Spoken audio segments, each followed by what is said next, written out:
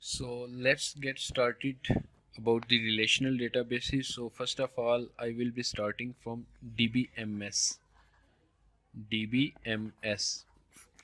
DBMS is basically a software that manages the databases through which we can query to database.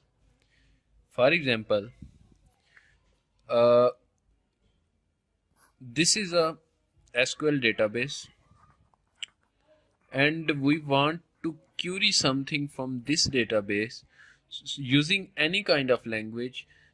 This DBMS provides us a language, special language that is called SQL, sequential query language, that provides us facility to access that databases efficiently. For example, if we want to get all the users from this database, this provides a syntax like this: select static formatted name of the table that is being made in the database, for example DB table.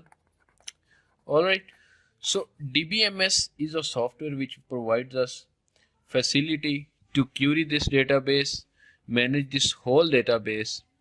So there are many terms which we need to know before getting things started.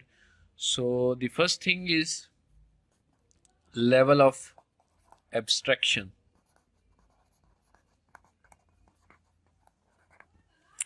In databases, there exists many complexities. So for example, this SQL, when we want to access a table that is made in this database, we want to access this table. So in order to do that, we will query this database and it will return us the whole data in that table. So for example, we have written this query. This query will provide us the whole table, but we don't know what this does in the we actually don't know what this does in the background and returns us that data. That means that inner complexities are hidden. Maybe this has some kind of code behind it, behind written, that gets executed on writing this query, and that piece of code is hidden from us. So this is what we call level of abstraction. For example, you create a software, you provide the user with a user interface, and user can interact with that database through that interface. So he is not using that code to get access to that databases. He is just using the software, using the layout. He can access the database from layout.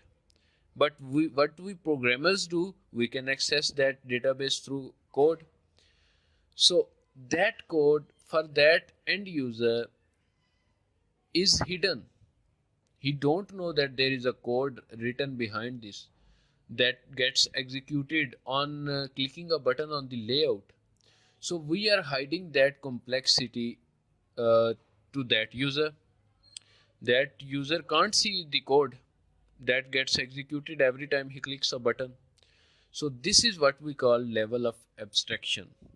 There are many level of abstractions in databases. For example, the code that we are writing to access that database, end user don't know about that code. That is level of abstraction for end user. And for us, we write just this query and accesses the whole table, and we don't know the inner complexities, what this query does in the background. So that's level of abstraction for us. All right, I hope level of abstraction would be clear. So in next video, we'll be talking about schema.